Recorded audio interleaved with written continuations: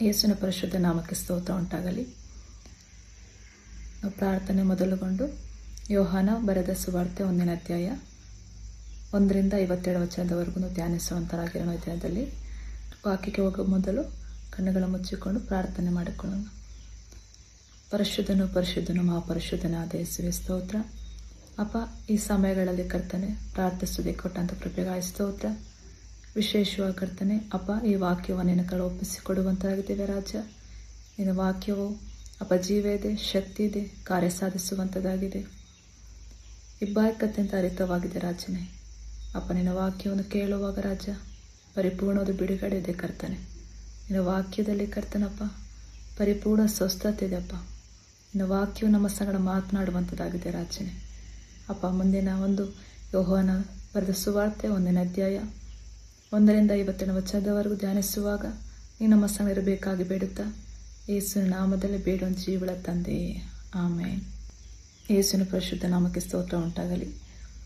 ಯೋಹಾನ ಬರೆದ ಸುವಾರ್ತೆ 1ನೇ ಅಧ್ಯಾಯ 1ರಿಂದ 57 ವಚನಗಳಿದೆ. ಒಂದೊಂದು ವಾಕ್ಯಕ್ಕೆ ದೇವರು ತಾನೇ ಯಾವ ರೀತಿಯಲ್ಲಿ ಎಲ್ಲೆಲ್ಲಿ ಯಾವ ವಿಷಯಗಳಲ್ಲಿ ಹೇಗೆ ಮಾತನಾಡಿದನೆಂಬುದಾಗಿ ಈ ಅಧ್ಯಾಯದಲ್ಲಿ ತಿಳಿದುಕೊಳ್ಳೋಣ.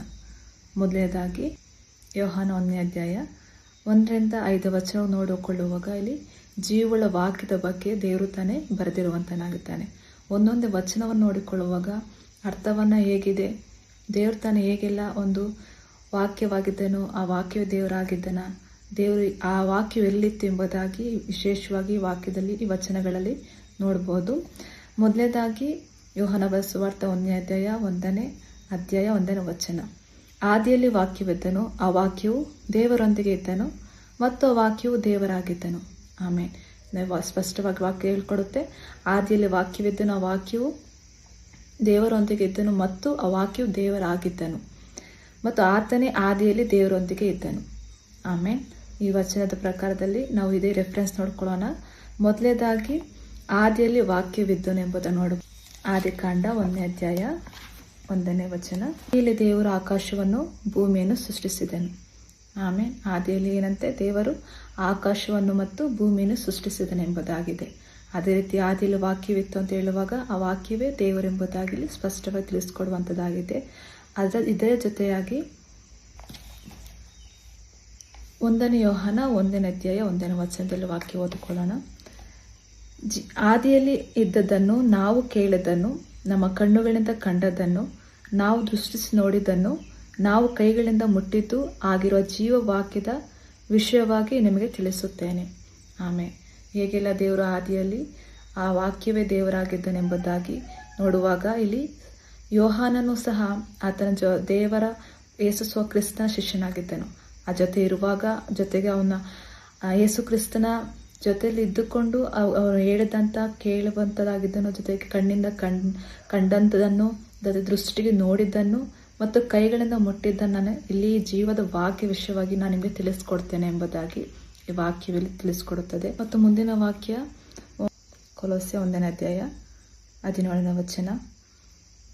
ಆತನು ಎಲ್ಲದಕ್ಕೂ ಮೊದಲಿದ್ದಾತನು ಮತ್ತು ಆತನು ಸಮಸ್ತಕ್ಕೂ ಆಧಾರನಾಗಿದ್ದಾನೆ. ಆಮೇಲೆ ಎಲ್ಲದಕ್ಕೂ ಮೊದಲಿದ್ದಾತನು ಅಂತ ಹೇಳುವಾಗ ನಮ್ಮ ಸೃಷ್ಟಿಗೆ ಮುಂಚೆ ಅಲ್ಲ, ಭೂಮಿ ಆಕಾಶ ಸೃಷ್ಟಿ ಮುಂಚೆಯೂ ಆತನು ಮೊದಲಿದ್ದಾತನು, ಜೊತೆ ಆತನು ಸಮಸ್ತಕ್ಕೂ ಆಧಾರನಾಗಿದ್ದಾನೆ. ಪ್ರಾಣಿ ಪಕ್ಷಿ ಗಿಡ ಮರಗಳು ಜೊತೆಗೆ ನಮ್ಮನ್ನು ಸೃಷ್ಟಿಕರ್ತನಾದ ಯೇಸು ಕ್ರಿಸ್ತನಾಗಿದ್ದಾನೆ. ಆತನು ಆಧಾರವಿಲ್ಲದೆ ನಾವು ಬದುಕಕ್ಕೆ ಸಾಧ್ಯವಿಲ್ಲ. ಇದುವರೆಗೂ ಎಲ್ಲವನ್ನು ಸೃಷ್ಟಿಕರ್ತನದು ಯೇಸು ಕ್ರಿಸ್ತನೇ, ಅದು ವಾಕ್ಯವೇ, ಆ ದೇವರೇ ವಾಕ್ಯವು ಎಂಬುದಾಗಿ ವಚನ ತಿಳಿಸ್ಕೊಡುತ್ತದೆ. ಮತ್ತು ನಾವಿವಾಗ ಆದಿಯಲ್ಲಿ ವಾಕ್ಯವಿದ್ದನೆಂಬುದಾಗಿ ತಿಳ್ಕೊಂಡು ಅದೇ ರೀತಿಯಾಗಿ ಆ ವಾಕ್ಯವು ದೇವರೊಂದಿಗೆ ಇದ್ದನು, ಆ ವಿಷಯದ ಬಗ್ಗೆ ನಾವು ನೋಡ್ಕೊಳ್ಳೋನಾಗ ರೆಫರೆನ್ಸ್ ನೋಡುವಾಗ ಯೋಹಾನ ಬರೆದ ಸುವಾರ್ತೆ 1ನೇ ಅಧ್ಯಾಯ 14ನೇ ವಚನದಲ್ಲಿ ಬರೆಯಲ್ಪಟ್ಟಿದೆ.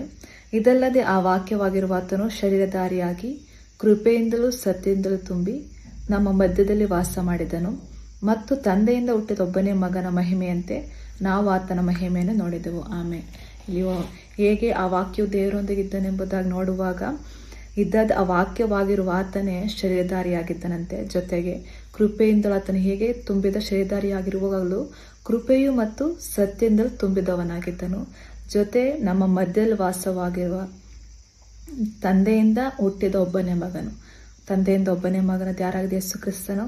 ಆತನ ಮಹಿಮೆಯಂತೆ ನಾವು ಆತನ ಮಹಿಮೆ ನೋಡಿದ್ದೆವು. ಯೋಹಾನನು ಯೇಸುವಿನ ಬಗ್ಗೆ ಆತನು ಒಂದು ನಿತ್ಯವಾದ ಜೀವವುಳ್ಳ ದೇವರ ಬಗ್ಗೆ ಆತನು ಹೇಳುವಂತನಾಗಿದ್ದಾನೆ. ಆತ ಮನುಷ್ಯರೂಪಿಯಾಗಿ ಬಂದಿದ್ದನು, ಜೊತೆ ಕೃಪೆ ಸತ್ಯವುದಿಂದ ತುಂಬಿದವನಾಗಿದ್ದನು ಮತ್ತು ನಮ್ಮ ಮನುಷ್ಯರೊಡನೆ ವಾಸ ಮಾಡುವವನಾಗಿದ್ದನು ಎಂಬುದಾಗಿ ವಾಕ್ಯ ತಿಳಿಸ್ಕೊಳ್ಪಡುತ್ತದೆ. ಅದು ಹೇಗೆ ಅಂತ ಹೇಳಿದ್ರೆ, ತಂದೆಯಿಂದ ಹುಟ್ಟಿದ ಒಬ್ಬನೇ ಮಗನ ಮಹಿಮೆಯಂತೆ ನಾವು ಆತನ ಮಹಿಮೆಯನ್ನು ನೋಡಿದ್ದೀವಿ ಎಂಬುದಾಗಿ ಯೋಹಾನನ ಬರೆಸುವ ವಾರ್ತೆ ಇಲ್ಲಿ 1ನೇ ಅಧ್ಯಾಯದಲ್ಲಿ ನಾವು ನೋಡ್ಬೋದು. ಜೊತೆಗೆ ಆ ವಾಕ್ಯವು ದೇವರೊಂದಿಗೆ ಇದ್ದನು, ಆ ವಾಕ್ಯವೇ ದೇವರಾಗಿದ್ದನು. ಆ ವಾಕ್ಯದಲ್ಲಿ ನೋಡುವಾಗ ಆ ವಾಕ್ಯವು ದೇವರಾಗಿದ್ದನು ಎಂಬುದಾಗಿ ನೋಡುವಾಗ ರೆಫರೆನ್ಸ್ ನೋಡೋಣ. 19ನೇ ಅಧ್ಯಾಯ 13ನೇ ವಚನ, ರೆವಲ್ಯೂಷನ್ ಚಾಪ್ಟರ್ 19:13. ಆತನು ರಕ್ತದಲ್ಲಿ ಅದ್ದಿದ ವಸ್ತ್ರವನ್ನು ಧರಿಸಿಕೊಂಡಿದ್ದನು, ಆತನ ಹೆಸರು ದೇವರ ವಾಕ್ಯವೆಂದು ಕರೆಯಲ್ಪಡುತ್ತದೆ. ಆಮೇಲೆ ನಾವು ಪ್ರಕಟಣೆ ಗ್ರಂಥದಲ್ಲಿ ನೋಡ್ಬೋದು ಹೇಗೆ ಯೋಹಾನನು ಆತನ ನೋಡಿದಂಥ ಮತ್ತು ಕಣ್ಣಾರೆ ಕಂಡಿದಂಥ ಜೊತೆಗೆ ಅಲ್ಲಿ ನಡೆಯುವಂಥ ರಹಸ್ಯಗಳನ್ನು ತೋರಿಸುವಾಗ ಹೇಗೆಲ್ಲ ಆತನು ಇಲ್ಲಿ ಪ್ರಕಟಣೆ ಪುಸ್ತಕ ಬಗ್ಗೆ ಬರೆದಿರುವಂತನಾಗಿದ್ದಾನೆ. ಇಲ್ಲಿ 13ನೇ ವಚನದಲ್ಲಿ ಆತನು ರಕ್ತದಲ್ಲಿ ಅದ್ದಿದ ವಸ್ತ್ರವನ್ನು ಧರಿಸಿಕೊಂಡಿದ್ದನು. ಆಮೇಲೆ ಜೊತೆಗೆ ಆತನ ಹೆಸರು ದೇವರ ವಾಕ್ಯವೆಂದು ಕರೆಯಲ್ಪಡುತ್ತದೆ. ಆಮೇನ್. ದೇವರ ವಾಕ್ಯ ಎಂಬ ಯಾರಾಗಿದ್ದಾನೆ ಹೆಸರಲ್ಲಿ ಕರೆಯಲ್ಪಡುವ ಆತನು ಅದು ಯೇಸು ಕ್ರಿಸ್ತನೇ ಆಗಿದ್ದಾನೆ. ಇವು ದೇವರಾಗಿದ್ದಾನೆ ಎಂಬುದನ್ನು ನೋಡುವಾಗ ತಿಳಿದುಕೊಳ್ಳುವಾಗ ಅದು ಯೋಹಾನ 5ನೇ ಅಧ್ಯಾಯ 20ನೇ ವಚನ. ದೇವರ ಮಗನು ಬಂದು ನಾವು ಸತ್ಯವಾಗಿರುವ ಆತನು ಅರಿತುಕೊಳ್ಳುವ ಹಾಗೆ ನಮಗೆ ತಿಳುವಳಿಕೆಯನ್ನು ಕೊಟ್ಟಿದ್ದಾನೆಂಬುದು ನಮಗೆ ಗೊತ್ತಿದೆ ಮತ್ತು ನಾವು ಆತನ ಮಗನಾದ ಯೇಸು ಕ್ರಿಸ್ತನಲ್ಲಿ ಇರುವವರಾಗಿ ಸತ್ಯವಾಗಿರುವ ಆತನಲ್ಲಿದ್ದೇವೆ. ಈತನೇ ಸತ್ಯ ದೇವರು, ನಿತ್ಯ ಜೀವವಾಗಿದ್ದಾನೆ. ಆಮೇಲೆ ಆ ವಾಕ್ಯವು ನಿಜವಾಗಿ ದೇವರಾಗಿದ್ದಾನೆ ಎಂಬುದಾಗಿ ತಿಳಿಸ್ಕೊಡುವಾಗ ದೇವರ ಮಗನು ಯಾರಾಗಿದ್ದಾರೆ ಆತನು ಸತ್ಯವಂತನಾಗಿದ್ದಾನೆ. ಜೊತೆಗೆ ಆತನ ಮಗನಾದ ಯೇಸು ಕ್ರಿಸ್ತನಲ್ಲಿ ಇರುವವರಿಗೆ ಯಾರೆಲ್ಲ ಇವಾಗ ನಾವೆಲ್ಲ ಯೇಸು ಕ್ರಿಸ್ತನಲ್ಲಿ ದೀಕ್ಷಾಸ್ಥಾನದಲ್ಲಿ ತೆಗೆದುಕೊಳ್ಳುವಾಗ ನಾವು ಪಾಪ ಅರಿಕೆ ಮಾಡಿ ಪಶ್ಚಾತ್ತಾಪದಿಂದ ನಾವು ಪಾಪದ ಪಸತ್ತು ಕ್ರಿಸ್ತನ ನೀತಿವಂತಿಕೆಯನ್ನು ಜೀವಿಸುತ್ತೆ ಎಂಬುದಾಗಿ ದೃಢವಾದ ನಂಬಿಕೆಯಲ್ಲಿ, ನಿರೀಕ್ಷೆಯಲ್ಲಿ, ಭರವಸೆಯಲ್ಲಿ ಆತನೊಂದಿಗೆ ನಾವು ಪಾಲುಗಾರಾಗುವುದಕ್ಕೆ ಹೇಗೆಲ್ಲ ನಾವು ಪಾಲ್ಗೊಂಡಿದ್ದೇವೆ ಈ ರೀತಿಯಲ್ಲಿ ಇರುವಂಥ ಮಕ್ಕಳಿಗೆ ಯೇಸು ಕ್ರಿಸ್ತನಲ್ಲಿ ಇರುವವರಾಗಿ ಸತ್ಯವಾಗಿರುವ ಆತನಲ್ಲಿದ್ದೇವೆ. ಇವಾಗ ನಾವು ಹೇಗಾಗಿದ್ದೇವೆ ಅಂತೆ ಯೇಸು ಕ್ರಿಸ್ತನು ಸತ್ಯವಾಗಿದ್ದಾನೆ, ಜೊತೆಗೆ ನಾವು ಇವಾಗಲೂ ಸತ್ಯದ ಜೀವಿಸುವಂತೆ ನಾವು ಆತನ ಹಿಂಬಾಲಿಸುವಂತರಾಗಿದ್ದೇವೆ. ಈತನೇ ಸತ್ಯ ದೇವರು, ನಿತ್ಯ ಜೀವವೂ ಆಗಿದ್ದಾನೆ. ಆಮೇಲೆ ಆತನ ಯಾರಾಗಿದ್ದಾನೆ? ಸತ್ಯ ದೇವರಾಗಿದ್ದಾನೆ ಮತ್ತು ನಿತ್ಯ ಜೀವ ಆಗಿರುವ ದೇವರು ಅದು ಯೇಸು ಕ್ರಿಸ್ತನೇ ಆಗಿದ್ದಾನೆ. ಆಮೇಲೆ ಆದಿಯಿಂದ ಇರುವ ಆತನು, ಆದಿಯಲ್ಲಿ ವಾಕ್ಯವಿತ್ತು, ವಾಕ್ಯವು ದೇವರಾಗಿದ್ದನು ಮತ್ತು ವಾಕ್ಯವು ದೇವರೊಂದಿಗಿದ್ದೇನೆ ಎಂಬುದಾಗಿ ವಿಷಯಗಳ ಬಗ್ಗೆ ತಿಳಿದುಕೊಂಡ್ವಿ. ಮತ್ತು 1ನೇ ಅಧ್ಯಾಯ 2ನೇ ವಚನ ನೋಡಿಕೊಳ್ಳೋಣ. ಆತನೇ ಆದಿಯಲ್ಲಿ ದೇವರೊಂದಿಗೆ ಇದ್ದನು ಎಂಬುದಾಗಿ ತಿಳಿದುಕೊಳ್ಳುವಾಗ ಯೋಹಾನ ಬರೆಸುವ ವಾರ್ತೆ 17ನೇ ಅಧ್ಯಾಯ 5ನೇ ವಚನ,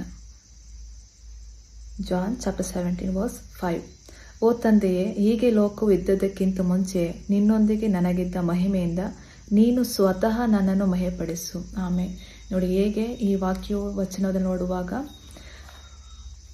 ಹೀಗೆ ಲೋಕವು ಇದ್ದದಕ್ಕಿಂತ ಮುಂಚೆ ನಿನ್ನೊಂದಿಗೆ ನನಗಿದ್ದ ಮಹಿಮೆಯಿಂದ ಇದು ಹೇಳುವಾಗ ನಿಜವಾಗಿಯೂ ಯೇಸು ಕ್ರಿಸ್ತನು ತಂದೆಯ ಬಳಿಯಲ್ಲಿದ್ದಾನೆ. ಈ ಭೂಮಿ ಆಕಾಶ ನಿರ್ಮಿಸುವ ಮುಂಚೆನೆ ತಂದೆಯ ಬಳಿ ಮಗನಿಗೆ ಅನ್ಯೋನ್ಯತೆ ಇದೆ, ಜೊತೆಗೆ ಒಡನಾಟ ಇದೆ ಎಂಬುದು ತಿಳಿದುಕೊಳ್ಬೋದು. ಮಹಿಮೆಯಿಂದ ನೀನು ಸ್ವತಃ ನನ್ನನ್ನು ಮಹಿಮೆಪಡಿಸು ಎಂಬುದಾಗಿ ವಾಕ್ಯ ಹೇಳುತ್ತೆ. ದೇವರ ಮಹಿಮೆ, ತಂದೆಯ ದೇವರ ಮಹಿಮೆನ ಮಗನಿಗೆ ಮಹಿಮೆ ಹೊಂದಿಕೊಳ್ಳೋಕೆ ಸಾಧ್ಯ. ನೀನೇ ಸ್ವತಃ ದೇವರೇ, ತಂದೆಯ ದೇವರೇ ಸಹ ಮಗನಿಗೆ ಮಹಿಮೆಪಡಿಸುವಂಥದ್ದು ಆಗಿದೆ ಎಂಬುದಾಗಿ ವಚನ ತಿಳಿಸ್ಕೊಡುತ್ತದೆ. ನಿಜವಾಗಿ ಆ ವಾಕ್ಯವೇ ದೇವರ ಒಂದಿಗಿದ್ದಾನೆ ಎಂಬುದಾಗಿ ಇನ್ನೊಂದು ವಚನ ನೋಡುವಾಗ 1ನೇ ಯೋಹಾನ 1ನೇ ಅಧ್ಯಾಯ 2ನೇ ವಚನ, 1 ಜಾನ್ ಚಾಪ್ಟರ್ 1:2. ಯಾಕೆಂದರೆ ಆ ಜೀವವು ಪ್ರಕಟವಾಯಿತು, ತಂದೆ ಬಳಿಯಲ್ಲಿದ್ದು ನಮಗೆ ಪ್ರಕಟವಾದಂಥ ಆ ನಿತ್ಯ ಜೀವವನ್ನು ನಾವು ಕಂಡು ಅದನ್ನು ಕುರಿತು ಸಾಕ್ಷಿ ಹೇಳಿ ಅದು ನಿಮಗೆ ತಿಳಿಯಪಡಿಸುತ್ತೇವೆ. ಹೇಗೆ ಯೋಹಾನನು ಈ ಆತನ ದೇವರನ್ನು, ಆತನ ಶಿಷ್ಯರಾಗಿರುವ ಯೇಸಪ್ಪನ ಶಿಷ್ಯನಾಗಿರುವಂಥ ಯೋಹಾನನು ಅವನೇನೆ ಪ್ರಕಟಪಡಿಸಿದ್ದಾನೆ. ಆ ಜೀವವು ಪ್ರಕಟವಾಯಿತು ನಮಗೆ, ಅದು ಎಲ್ಲಿಂದಂತೆ ತಂದೆಯ ಬಳಿಯಿಂದಲಿದ್ದು ನಮಗೆ ಪ್ರಕಟವಾದಂಥ ನಿತ್ಯ ಜೀವವು ನಾವು ನೋಡಿಕೊಂಡು ನಿತ್ಯ ಜೀವ ನಮ್ಗೆ ಬೇಕು ಅಂದಾದರೆ ಅದು ಯೇಸು ಕ್ರಿಸ್ತನಿಂದ ಮಾತ್ರ ಎಂಬುದಾಗಿ ನಾವು ವಾಕ್ಯ ತಿಳಿದುಕೊಂಡಿದ್ದೇವೆ. ಅದನ್ನು ಕುರಿತು ಸಾಕ್ಷಿ ಹೇಳುವಂತನಾಗಿದ್ದಾನೆ ಯೋಹಾನನು.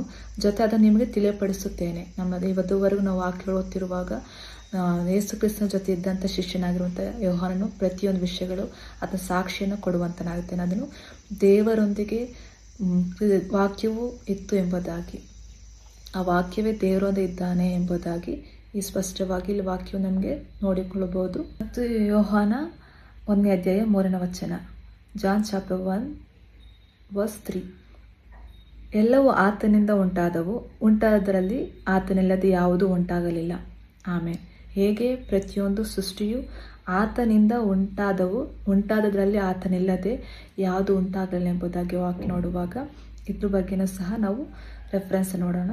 ಕೀರ್ತನೆಗಳು 33:6ನೇ ವಚನ, ಸಾಮ್ಸ್ ಚಾಪ್ಟರ್ 33:6, ಕರ್ತನ ವಾಕ್ಯದಿಂದ ಆಕಾಶವು, ಆತನ ಬಾಯಿಯ ಉಸಿರಿನಿಂದ ಅದರ ಸೈನ್ಯವೆಲ್ಲ ಉಂಟಾದವು. ಆಮೇಲೆ ಕರ್ತನ ವಾಕ್ಯ ಅಂತ ಹೇಳುವಾಗ ಆತನ ಮಾತಿನಿಂದ ಹೇಳುವಾಗ ಆಕಾಶವು ಉಂಟಾಯಿತು, ಜೊತೆ ಆತನ ಬಾಯಿ ಉಸಿರಿನಿಂದ ಅದರ ಸೈನ್ಯವೆಲ್ಲವೂ ಉಂಟಾದವು. ಆಮೇಲೆ ಮುಂದಿನ ವಚನ ನೋಡಿಕೊಳ್ಳೋಣ. ಎಫೆಸ 3ನೇ ಅಧ್ಯಾಯ 9ನೇ ವಚನ, ಎಫೆಷಿಯನ್ಸ್ ಚಾಪ್ಟರ್ 3:9, ಸಮಸ್ತವನ್ನು ಯೇಸು ಕ್ರಿಸ್ತನಿಂದ ಸೃಷ್ಟಿಸಿದ ದೇವರಲ್ಲಿ ಲೋಕಾದಿಯಿಂದ ಮರೆಯಾಗಿದ್ದ ಮರ್ಮದ ಅನ್ಯೋನ್ಯತೆಯು ಎಲ್ಲರಿಗೂ ತೋರುವಂತೆ ಮಾಡುವ ಹಾಗೆಯೂ. ಆಮೇಲೆ ನೋಡಿ, ಸಮಸ್ತವನ್ನು ಯೇಸು ಕ್ರಿಸ್ತನಿಂದ ಸೃಷ್ಟಿಸಿದ ದೇವರಲ್ಲಿ, ಪ್ರತಿಯೊಂದು ಸೃಷ್ಟಿಸಿ ಯಾರಿದ್ದಾರೆ ದೇವರೊಂದಿಗೆ ಯಾರಿದ್ದರು? ಯೇಸು ಕ್ರಿಸ್ತನಿದ್ದನು. ಅದು ಲೋಕ ಉಂಟು ಮಾಡಿದ ಮುಂಚೆಯೇ ಆತನಿರುವಂತನಾಗಿದ್ದನು. ಲೋಕಾದಿಯಿಂದ ಮರೆಯಾಗಿದ್ದ ಮರ್ಮದ ಅನ್ಯೋನ್ಯತೆಯು ಎಲ್ಲರಿಗೂ ತೋರುವಂತೆ, ಪ್ರತಿಯೊಂದು ಮರ್ಮವನ್ನು, ಪ್ರತಿಯೊಂದು ರಹಸ್ಯಗಳನ್ನು ತಿಳಿಸಿಕೊಡುವಂತನು ಅದು ಯೇಸು ಕ್ರಿಸ್ತನಾಗಿದ್ದಾನೆ ಎಂಬುದಾಗಿ ಈ ವಚನದಲ್ಲಿ ನೋಡಿದ್ವಿ. ಆತನಿಲ್ಲದೆ ಯಾವುದು ಉಂಟಾಗಲಿಲ್ಲ, ಆತನಿಂದಲೇ ಎಲ್ಲವೂ ಉಂಟಾಗಿತ್ತು ಎಂಬುದಾಗಿ ವಚನದಲ್ಲಿ ತಿಳಿಸ್ಕೊಡು ಸ್ಪಷ್ಟವಾಗಿ. ಮತ್ತು ಮುಂದಿನ ವಾಕ್ಯವನ್ನು ನೋಡೋಣ. ಕೊಲೊಸ್ಸೆ 1ನೇ ಅಧ್ಯಾಯ 16-19 ವಚನ, ಕೊಲೊಸಿಯನ್ಸ್ ಚಾಪ್ಟರ್ 1:16-19, ಯಾಕೆಂದರೆ ಭೂಮಿ ಮತ್ತು ಸ್ವರ್ಗದಲ್ಲಿರುವ ಅದೃಶ್ಯವಾದವುಗಳೆಲ್ಲವೂ, ಸಿಂಹಾಸನಗಳಾಗಲಿ ಇಲ್ಲವೇ ಪ್ರಭುತ್ವಗಳಾಗಲಿ ಇಲ್ಲವೇ ದೊರೆತನಗಳಾಗಲಿ ಇಲ್ಲವೇ ಅಧಿಕಾರಿಗಳಾಗಲಿ ಆತನಿಂದ ಸೃಷ್ಟಿಸಲ್ಪಟ್ಟವು. ಸರ್ವವು ಆತನಿಂದಲೂ ಆತನಿಗೋಸ್ಕರವಾಗಿಯೂ ಸೃಷ್ಟಿಸಲ್ಪಟ್ಟಿತು. ಆತನು ಎಲ್ಲದಕ್ಕೂ ಮೊದಲು ಇದ್ದಾತನು ಮತ್ತು ಆತನು ಸಮಸ್ತಕ್ಕೂ ಆಧಾರನಾಗಿದ್ದಾನೆ. ಸಭೆಯೆಂಬ ದೇಹಕ್ಕೆ ಆತನು ಶಿರಸ್ಸಾಗಿದ್ದಾನೆ. ಆತನೇ ಆದಿಯಾಗಿದ್ದು ಎಲ್ಲದರಲ್ಲಿ ಪ್ರಮುಖನಾಗಿರುವಂತೆ ಆತನು ಸತ್ತವರೊಳಗಿನಿಂದ ಬಂದ ಜ್ಯೇಷ್ಠನೂ ಆಗಿದ್ದಾನೆ. ಯಾಕಂದರೆ ಆತನ ಸರ್ವ ಸಂಪೂರ್ಣತೆಯು ವಾಸವಾಗಿರುವುದು ತಂದೆಗೆ ಇಷ್ಟವಾಗಿತ್ತು. ಆಮೇಲೆ ಆ ವಾಕ್ಯವೇ ದೇವರೊಂದಿಗಿದ್ದಾನೆಂಬುದಾಗಿ ಸ್ಪಷ್ಟವಾಗಿ ತಿಳಿಸ್ಕೊಡುವಾಗ, ಭೂಮಿ ಮತ್ತು ಸ್ವರ್ಗದಲ್ಲಿರುವ ಅದೃಶ್ಯವಾದವುಗಳು, ನಮ್ಮ ಭೂಮಿಯಲ್ಲಿರುವಂಥದ್ದಾಗಲಿ ಮತ್ತು ಸ್ವರ್ಗದಲ್ಲಿರುವಂಥ ಪ್ರತಿಯೊಂದೊಂದು, ಅದು ಕಣ್ಣಿಗೆ ಕಾಣುವಂತಾಗಿರ್ಬೋದು, ಕಣ್ಣಿಗೆ ಕಾಣದೇ ಇರುವಂತಾಗಿರ್ಬೋದು, ಪ್ರತಿಯೊಂದು ಸಿಂಹಾಸನವಾಗಲಿ ಪ್ರಭುತ್ವವಾಗಲಿ ಜೊತೆಗೆ ದೊರೆತನವಾಗಲಿ ಅಧಿಕಾರ ಆತನಿಂದಲೇ ಸೃಷ್ಟಿಸಲ್ಪಟ್ಟವಂಥದ್ದಾಗಿದೆಯಂತೆ. ಮತ್ತು ಸರ್ವ ಆತನಿಂದಲೇ ಆತನಿಗೋಸ್ಕರವಾಗಿ ಪ್ರತಿಯೊಂದೊಂದು, ಸರ್ವವು ಅಂತ ಹೇಳುವಾಗ ಪ್ರತಿಯೊಂದು ಆತನಿಂದಲೇ ಆತನಿಗೋಸ್ಕರವೇ ಸೃಷ್ಟಿಸಲ್ಪಟ್ಟಿದೆ. ಜೊತೆಗೆ ಎಲ್ಲದಕ್ಕೂ ಮೊದಲಿದ್ದ ಆತನು.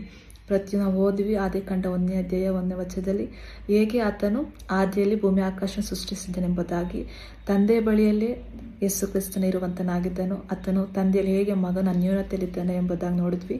ಎಲ್ಲದಕ್ಕೂ ಮೊದಲಿದ್ದ ಆತನು ಅದು ಯೇಸು ಕ್ರಿಸ್ತನ. ಆತನು ಸಮಸ್ತಕ್ಕೂ ಆಧಾರನಾಗಿದ್ದಾನೆ.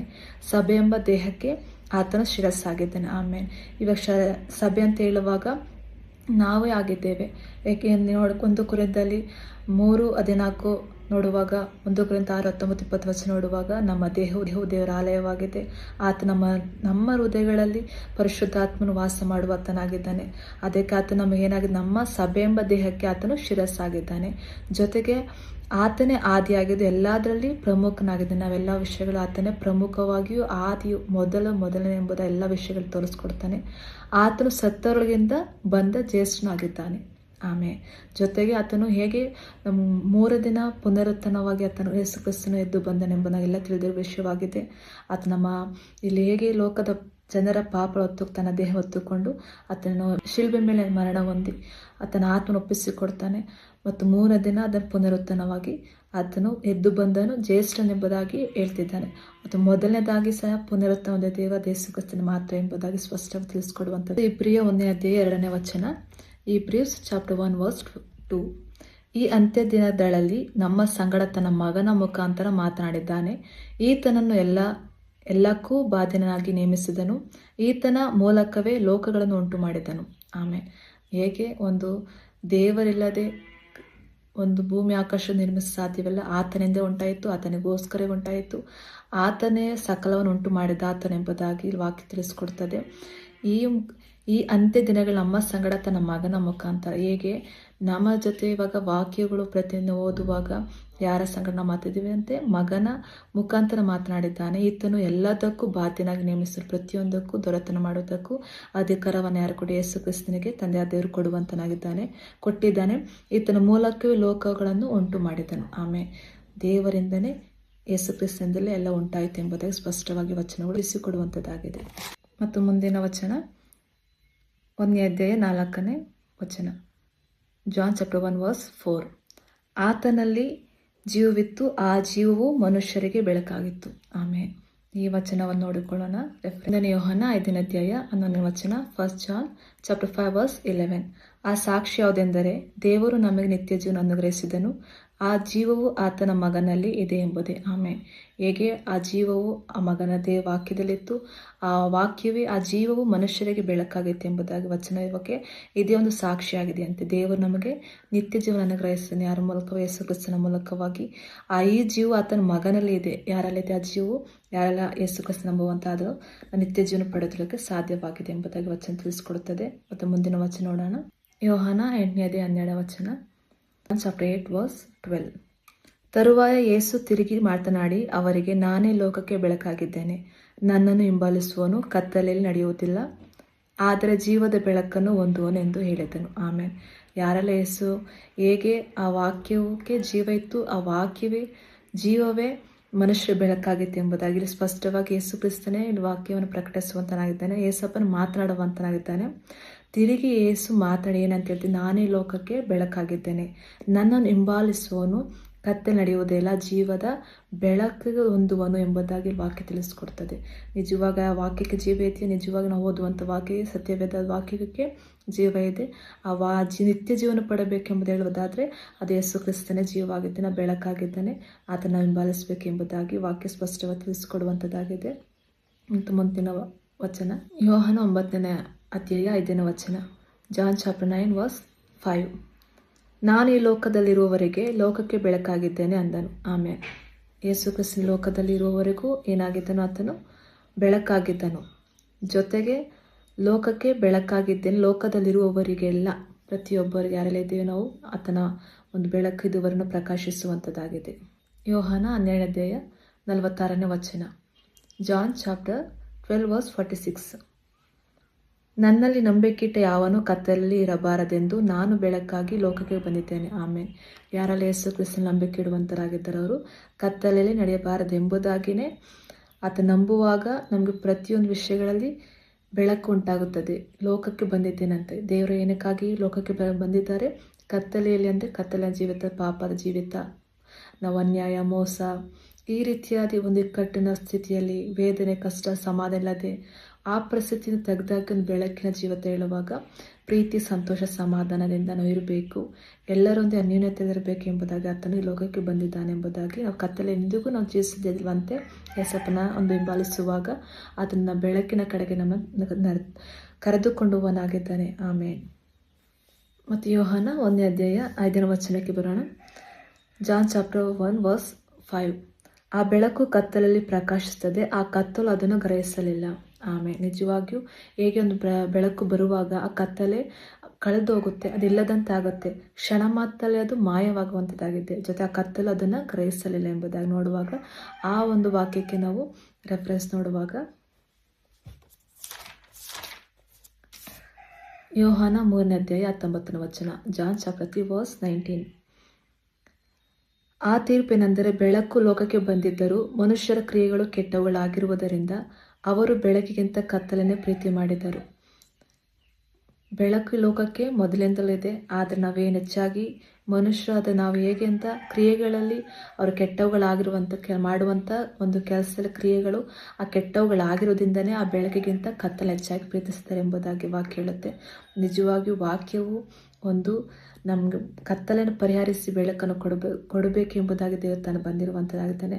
ನಮ್ಮ ದುಃಖ, ವೇದನೆ, ಕಷ್ಟ ಎಲ್ಲ, ಕಣ್ಣೀರೆಲ್ಲ, ಒಂದು ರೋಗ, ವೇದನೆ ಎಲ್ಲ ತೆಗೆದು ಹಾಕಿ ಆತನ ಭಾಷೆ ನಮ್ಗೆ ಗುಣಪಡಿಸಬೇಕು. ನಾವೊಂದು ಸಮಾಧಾನ ಜೀವಿತ, ಬೆಳಕಿನ ಜೀವಿತ ನಡೆಸಬೇಕು ಎಂಬುದಾಗಿ ಈ ಲೋಕಕ್ಕೆ ಆತನು ಬಂದಿದ್ದಾನೆ ಎಂಬುದು ಸ್ಪಷ್ಟವಾಗಿ ಈ ವಾಕ್ಯದಲ್ಲಿ ತಿಳಿಸ್ಕೊಡುತ್ತದೆ. ಎರಡನೇ ಭಾಗದಲ್ಲಿ ನೋಡುವಾಗ ಯೋಹಾನನ ಬರೆದ ಸುವಾರ್ತೆ 1ನೇ ಅಧ್ಯಾಯ 6ರಿಂದ 13 ವಚನ ನೋಡುವಾಗ ಒಂದು ಯೋಹಾನ ಸಾಕ್ಷಿ ಹೇಳುವಂತನಾಗಿದ್ದಾನೆ. ನಿಜವಾದ ಬೆಳಕು ಯಾರು ಎಂಬುದಾಗಿ ಆತ ಸ್ಪಷ್ಟವಾಗಿ ಒಂದು ಸಾಕ್ಷಿಯಾಗಿ ಹೇಳುವಂತನಾಗಿದ್ದಾನೆ. ಅದು ನೋಡಿಕೊಳ್ಳೋಣ. ಯೋಹಾನ 1ನೇ ಅಧ್ಯಾಯ 6ನೇ ವಚನ. John chapter 1 verse 6. ದೇವರಿಂದ ಕಳುಹಿಸಲ್ಪಟ್ಟ ಒಬ್ಬ ಮನುಷ್ಯನಿದ್ದನು, ಅವನ ಹೆಸರು ಯೋಹಾನನು. ಒಬ್ಬ ಮನುಷ್ಯನಿದ್ದನು, ಈ ಭೂಲೋಕಕ್ಕೆ ಯೇಸು ಕ್ರಿಸ್ತ ಬರ್ತಾನೆ ಎಂಬುದಾಗಿ ಒಂದು ಸಾಕ್ಷಿಗಾಗಿ, ಒಂದು ಸುವಾರ್ತೆನ ಸಾರಲ್ಪಡುವುದಕ್ಕಾಗಿ ಒಬ್ಬ ಮನುಷ್ಯನು ಈ ದೇವರಿಂದ ಕಳಿಸಲ್ಪಟ್ಟನಿದ್ದನು. ಆ ಮನುಷ್ಯನ ಹೆಸರು ಅಂತ ಹೇಳುವಾಗ ಯೋಹಾನನ್ ಎಂಬುದಾಗಿ ಸ್ಪಷ್ಟವಾಗಿ ಇಲ್ಲಿ ಸಾಕ್ಷಿಗೋಸ್ಕರ ಒಬ್ಬ ಮನುಷ್ಯನ ದೇವರ ತಾನೇ ಕಳಿಸಿಕೊಡುವುದಾಗಿದ್ದಾನೆ. ಅದು ಹೆಸರು ಯೋಹಾನನ್ ಎಂಬುದಾಗಿ ತಿಳಿಸ್ಕೊಡ್ತಿದ್ದಾರೆ. ನಾವು ಒಳಂಬಡಿಕೆಯಲ್ಲಿ ನೋಡುವಾಗ ಯೋಹಾನನ ಸ್ಥಾನಿಕ ಯೋಹಾನನ ಬಗ್ಗೆ ಹೇಗೆಲ್ಲ ಆತನು ಮೊದಲೇ ಬರೆಯಲ್ಪಟ್ಟಿದೆ ಎಂದು ನೋಡುವಾಗ ಮಲಾಕಿ 3ನೇ ಅಧ್ಯಾಯ 1ನೇ ವಚನ. ಈಗೋ ನನ್ನ ದೂತನು ನಾನು ಕಳುಹಿಸುತ್ತೇನೆ, ಅವನು ನನ್ನ ಮುಂದೆ ಮಾರ್ಗವನ್ನು ಸಿದ್ಧ ಮಾಡುವನು, ಮತ್ತು ನೀವು ಹುಡುಕುವ ಕರ್ತನು ಪಕ್ಕನೆ ತನ್ನ ಆಲಯಕ್ಕೆ ಬರುವನು. ನೀವು ಈಗೋ ಸಂತೋಷಪಡುವ ಒಡಂಬಡಿಕೆ ದೂತನೇ ಬರುತ್ತಾನೆಂದು ಸೈನ್ಯಗಳ ಕರ್ತನು ಹೇಳುತ್ತಾನೆ. ಆಮೇಲೆ ನಿಜವಾಗಿಯೂ ಹೇಗೆ ಒಂದು ಸ್ಥಾನಿಕನ ಯೋಹಾನ ಯೇಸು ಕ್ರಿಸ್ತನ ಬಗ್ಗೆ ಸಾಕ್ಷಿ ಹೇಳೋದಕ್ಕೆ ಬಂದನೆಂಬುದಾಗಿ ದೇವರಿಂದನೇ ಕಳಿಸಲ್ಪಟ್ಟಿದ್ದನ್ನು ತಿಳಿಸಲ್ಪಟ್ಟಿದ್ವಿ. ಅದು ಮಲಾಕಿ ಗ್ರಂಥ 3ನೇ ಅಧ್ಯಾಯ 1ನೇ ವಚನದಲ್ಲಿ ಸ್ಪಷ್ಟವಾಗಿ ತಿಳಿಸಲ್ಪಡ್ತಿದೆ. ಅದನ್ನು ದೂತನನ್ನು ನಾನು ಕಳುಹಿಸುತ್ತೇನೆ. ನೋಡಿ ಹೇಗೆ ದೂತನ ಕಳಿಸಿಕೊಟ್ಟು ಮುಂದೆ ಮಾರ್ಗವನ್ನು ಸಿದ್ಧ ಮಾಡುವುದಕ್ಕಾಗಿ ಅದು ನಿಜವಾಗಿ ಸ್ಥಾನಿಕದವು ನೋಡುವಾಗ ಮಾನಸಾಂತರ ಪಡೆಯಿದೆ. ಪರಲೋಕ ರಾಜ್ಯವು ಸಮೀಪವಾಯಿತು, ಸ್ವರ್ಗರಾಜ್ಯ ಸಮೀಪವಾಗಿದೆ. ನಾನಾದರೂ ನಿಮಗೆ ನೀರಿನ ದೀಕ್ಷಾಸ್ಥಾನ ಕೊಡುವಂತನಾಗಿದೆ. ಮುಂದೆ ಬರುವ ಆತನು ಪವಿತ್ರಾತ್ಮದಲ್ಲೂ ಬೆಂಕಿ ನಿಮಗೆ ದೀಕ್ಷಾಸ್ಥಾನ ಕೊಡುವನೆಂಬುದಾಗಿ ಆತನು ಒಂದು ಮಾರ್ಗವನ್ನು ಸಿದ್ಧಪಡಿಸುವುದಕ್ಕಾಗಿ ಆತನು ಬರುವಂತನಾಗಿದ್ದನೆಂಬುದಾಗಿ ಸ್ಪಷ್ಟವಾಗಿ ಮಲಾಕಿ 3ನೇ ಅಧ್ಯಾಯ 1ನೇ ವಚನ ಅದು ಪ್ರವಾದನೆಗಳ ಮೂಲಕವಾಗಿ ಹೇಳಲ್ಪಟ್ಟಿರುವಂಥದ್ದಾಗಿದೆ. ಮತ್ತು ಯೋಹಾನ 1ನೇ ಅಧ್ಯಾಯ 7ನೇ ವಚನ ನೋಡಿಕೊಳ್ಳೋಣ. John chapter 1 verse 7. ಎಲ್ಲರೂ ತನ್ನ ಮೂಲಕವಾಗಿ ನಂಬುವಂತೆ ಅವನೇ ಆ ಬೆಳಕಿನ ವಿಷಯದಲ್ಲಿ ಸಾಕ್ಷಿ ಕೊಡುವುದಕ್ಕೆ ಆ ಸಾಕ್ಷಿಗಾಗಿ ಬಂದನು. ಆಮೇಲೆ ಹೇಗೆ ಒಬ್ಬ ಮನುಷ್ಯನು ದೇವರಿಂದ ಕಳಿಸಲ್ಪಟ್ಟಿದ್ದಾನೆ, ಯೇಸು ಕ್ರಿಸ್ತನ ಬಗ್ಗೆ ಸಾರಲ್ಪಡುವುದಕ್ಕಾಗಿ ಆತನ ಮಾರ್ಗವನ್ನು ಸಿದ್ಧಪಡಿಸುವುದಕ್ಕಾಗಿ ಆತನ ಹೆಸರು ಯೋಹಾನನ್ ತಿಳಿದುಕೊಂಡ್ವಿ. ಜೊತೆ ಆತನ ಮೂಲಕವಾಗಿ ಅವನೇ ಆ ಬೆಳಕಿನ ವಿಷಯ ಸಾಕ್ಷಿ ಕೊಡುವುದಕ್ಕಾಗಿ ನಿಜವಾದ ಬೆಳಕು ಮುಂದೆ ಬರಲಿಕ್ಕಿದೆ ಎಂಬುದಾಗಿ ಆ ಸಾಕ್ಷಿ ಕೊಡುವುದಕ್ಕಾಗಿ ಯೇಸು ಕ್ರಿಸ್ತನೇ ದೇವರ ತಾನೇ ಆತನನ್ನು ಕಳಿಸುವಂತನಾಗಿದ್ದಾನೆ. ಈ ವಿಷಯಗಳು ನೋಡುವಾಗ ಒಂದು ವಚನಗಳ ಮೂಲಕ ನೋಡಿಕೊಳ್ಳೋಣ. ಯೋಹಾನ ಬರೆಸುವ 5ನೇ ಅಧ್ಯಾಯ 33ರಿಂದ 35 ವಚನವನ್ನು ನೋಡಿಕೊಳ್ಳೋಣ. John chapter 5 verse 33 to 35. ನೀವು ಯೋಹಾನನ ಬಳಿ ಕಳುಹಿಸಿದಿರಿ ಮತ್ತು ಅವನು ಸತ್ಯಕ್ಕೆ ಸಾಕ್ಷಿ ಕೊಟ್ಟನು. ನಾನು ಮನುಷ್ಯರಿಂದ ಸಾಕ್ಷಿ ಅಂಗೀಕರಿಸುವುದಿಲ್ಲ, ಆದರೆ ನೀವು ರಕ್ಷಣೆ ಹೊಂದುವಂತೆ ನಾನು ಇವುಗಳನ್ನು ಹೇಳುತ್ತೇನೆ. ಅವನು ಉರಿದು ಪ್ರಕಾಶಿಸುವ ದೀಪವಾಗಿದ್ದನು, ಮತ್ತು ನೀವು ಸ್ವಲ್ಪ ಕಾಲ ಅವನ ಬೆಳಕಿನಲ್ಲಿ ಸಂತೋಷಿಸುವುದಕ್ಕೆ ಮನಸ್ಸುಳ್ಳವರಾಗಿದ್ದೀರಿ. ಆಮೇಲೆ ಹೇಗೆ ಒಂದು ಸಾಕ್ಷಿಗಾಗಿ ದೇವರು ತಾನೇ ಕಳಿಸಿಕೊಟ್ಟಿರುವಾಗ ಅದನ್ನು ಸ್ಪಷ್ಟವಾಗಿ 5ನೇ ಅಧ್ಯಾಯ 33ರಿಂದ 35 ವಚನ ತಿಳಿಸ್ಕೊಡ್ತಾನೆ. ಹೇಗೆ ಒಂದು ಸತ್ಯದ ಸಾಕ್ಷಿಗಾಗಿ ಯೋಹಾನನೇ ದೇವರೇ ಕಳಿಸಿಕೊಡುವಂತನಾಗಿದ್ದು, ಜೊತೆಗೆ ಮನುಷ್ಯನಿಂದ ಸಾಕ್ಷಿ ಯಾವತ್ತಿಗೂ ದೇವರು ಅಂಗೀಕರಿಸುವುದಿಲ್ಲ, ಆದರೆ ನೀವು ರಕ್ಷಣೆ ಹೊಂದುವಂತೆ ರಕ್ಷಣೆ ಒಂದು ವಿಷಯ ಬಗ್ಗೆ ನೀವು ಕೇಳಿ ಮನಸ್ಸದ ಪಡಬೇಕೆಂಬುದಾಗಿ ಒಬ್ಬನ ಕಳಿಸಿಕೊಟ್ಟಿದ್ದೀನಿ. ಆದರೆ ಅವನು ಉರಿದು ಪ್ರಕಾಶ ದೀಪವಾಗಿದೆ. ಹೇಗೆ ಒಂದು ಉರಿಯುವಂಥ ಒಂದು ಪ್ರಕಾಶಮಾನವಾಗಿ ದೀಪವಾಗಿದೆ, ಅದೇ ರೀತಿ ಆತನೆಲ್ಲ ಕಡೆ ಒಂದು ದೇವರ ಒಂದು ಸುವಾರ್ತೆಯನ್ನು, ದೇವರು ಬರುವಂಥ ಬರುವಿಕೆಯನ್ನು, ಶುಭ ಸಂದೇಶವನ್ನೆಲ್ಲ ಕಡೆ ಸಾರುವಂತನಾದನು. ಆದರೆ ನೀವು ಸ್ವಲ್ಪ ಕಾವನ ಬೆಳಕಿನಲ್ಲಿ ಮಾತ್ರವೇ ಸಂತೋಷಿಸ್ತೀರಿ, ಮನಸ್ಸುಳ್ಳರಾಗಿದ್ದೀರಿ. ಜೊತೆಗೆ ಅದು ಹೇಗೆ ಒಂದು ಪ್ರಕಾಶಮಾನ ದೀಪ ಉರಿದು, ಜೊತೆಗೆ ಅದರಲ್ಲಿ ಉರಿದ ಪ್ರಕಾಶಿಸ ದೀಪಕ್ಕೆ ನೀವು ಮನಸ್ಸುಳ್ಳವರಾಗಿ ಸ್ವಲ್ಪ ಕಾಲ ಮಾತ್ರ ನೀವು ಸಂತೋಷವುಳ್ಳವರಾಗಿದ್ದೀರಿ ಎಂಬುದಾಗಿ, ಅಂದರೆ ಮನಪೂರ್ವಕವಾಗಿ ಅವರು ಒಂದು ಪಶ್ಚಾತ್ತಾಪದಿಂದ ಜೀವನ ಕಾಲವೆಲ್ಲ ಅವರು ಆತನ ಒಂದು ಹೇಳಿದ ವಾಕ್ಯ ನಂಬುವುದಕ್ಕೆ ಅವರು ಇಷ್ಟಪಡಲಿಲ್ಲ, ಸ್ವಲ್ಪ ಕಾಲವೇ ಮಾತ್ರ ಎಂಬುದಾಗಿ ಇಲ್ಲಿ ವಾಕ್ಯ ತಿಳಿಸ್ಕೊಡುತ್ತದೆ. ಮುಂದಿನ ವಚನ ಯೋಹಾನ 3ನೇ ಅಧ್ಯಾಯ 16ನೇ ವಚನ. John chapter 3 verse 16. ಯಾಕಂದರೆ ದೇವರು ಲೋಕವನ್ನು ಎಷ್ಟೋ ಪ್ರೀತಿ ಮಾಡಿ ತನ್ನೊಬ್ಬನೇ ಮಗನ ಕೊಟ್ಟನು, ಆತನ ನಂಬುವ ಯಾವನಾದರೂ ನಾಶವಾಗದೆ ನಿತ್ಯ ಜೀವನ ಪಡೆದವನಾಗಿರುವನು. ಈ ವಚನವಾಗಿ ನೋಡುವಾಗ ದೇವರು ಲೋಕವನ್ನು ಎಷ್ಟೋ ಪ್ರೀತಿ ಮಾಡಿ, ತಂದೆ ಆ ದೇವರು ಈ ಲೋಕನ ಎಷ್ಟೋ ಪ್ರೀತಿ ತನ್ನ ಒಬ್ಬನೇ ಮಗನ ಕೊಟ್ಟ, ನಿಜವಾಗಿ ಅದೊಬ್ಬನ ಮಗನ ಕೊಟ್ಟಿದ್ದಾನೆ. ಆ ಮಗನನ್ನು ನಂಬುವ ಯಾವನಾದ್ರೂ ನಾಶವಾಗದೆ ಅಂತ ನಿತ್ಯ ಜೀವನ ಪಡೆಯಬೇಕೆಂಬುದಾಗಿ ಅದು ಚಿತ್ತವಂತೆ. ಆತನ ಆಲೋಚನೆ, ಆತನ ಉದ್ದೇಶ ಏನಾಗಿದ್ದಾನೆ, ಈ ಲೋಕ ಎಷ್ಟೋ ಪ್ರೀತಿ ಇಟ್ಟಿದ್ದಾನೆ ತಂದೆ ಆ ದೇವರು, ಆ ಮಗನನ್ನು ಕಳಿಸಿಕೊಟ್ಟು ಈ ಲೋಕದಲ್ಲಿರುವಂಥ ಮಕ್ಕಳು ಕತ್ತಲಿರುವುದನ್ನು ತಪ್ಪಿಸಿ ಬೆಳಕಿಗೆ ನಿತ್ಯ ಜೀವನ ಹುಡುಕಬೇಕು ಎಂಬುದಾಗಿ ಆತನು ಕೊಡುವಂತನಾಗಿದ್ದಾನಂತೆ. ಒಬ್ಬನಾದರೂ ಇಲ್ಲಿರುವಂಥ ಸೃಷ್ಟಿಯು ಪ್ರತಿಯೊಂದು ಮನುಷ್ಯರು ಯಾರೂ ನಾಶವಾಗದೆ ಹೋಗದೆ ನಿತ್ಯ ಜೀವ ಪಡಬೇಕೆಂಬುದಾಗಿ ಆ ಮಗನನ್ನು ಈ ಭೂಮಿಗೆ ಕಳಿಸಿಕೊಟ್ಟಿದ್ದಾನೆ ಎಂಬುದಾಗಿ ಈ ಸಾಕ್ಷಿ ನಿಜವಾಗಿಯೂ ಯೋಹಾನ 3ನೇ ವಚನದಲ್ಲಿ ನಾವು ನೋಡಬಹುದು. ಮತ್ತು ಮುಂದಿನ ವಚನ ಹೋಗೋಣ. ಯೋಹಾನ ಬರೆದ ಸುವಾರ್ತೆ 1ನೇ ಅಧ್ಯಾಯ 8 ಮತ್ತು 9ನೇ ವಚನ. John chapter 1 verse 8 to 9. ಅವನು ಆ ಬೆಳಕಲ್ಲ, ಆದರೆ ಆ ಬೆಳಕಿನ ವಿಷಯದಲ್ಲಿ ಸಾಕ್ಷಿ ಕೊಡುವುದಕ್ಕಾಗಿ ಕಳಿಸಲ್ಪಟ್ಟನು. ಲೋಕದಲ್ಲಿ ಬರುವ ಪ್ರತಿಯೊಬ್ಬ ಮನುಷ್ಯನಿಗೆ ಆತನು ಬೆಳಕನ್ನು ಕೊಡು ನಿಜವಾದ ಬೆಳಕಾಗಿದ್ದನು. ಆಮೇಲೆ ಆದರೆ ಯೋಹಾನನು ಆ ಬೆಳಕಿನ ಬಗ್ಗೆ ಸಾಕ್ಷಿ ಕೊಡುವಂತನ, ಆದರೆ ಆ ಬೆಳಕೆ ಯೋಹಾನನು ಅಲ್ಲ, ಆದರೆ ಆ ಸಾಕ್ಷಿ ಕೊಡುವುದಕ್ಕಾಗಿ ಕಳಿಸಲ್ಪಟ್ಟ ದೇವರಾಗಿದ್ದ ತಂದೆಯ ದೇವರು ಸಹ ಅದಕ್ಕೆ ಆತನ ಕಳಿಸಲ್ಪಟ್ಟಿದ್ದಾನೆ. ಲೋಕದಲ್ಲಿ ಬರುವ ಪ್ರತಿಯೊಬ್ಬ ಮನುಷ್ಯನಿಗೆ ಆತನು ಬೆಳಕನ್ನು ಕೊಡುವ ನಿಜವಾದ ಬೆಳಕು.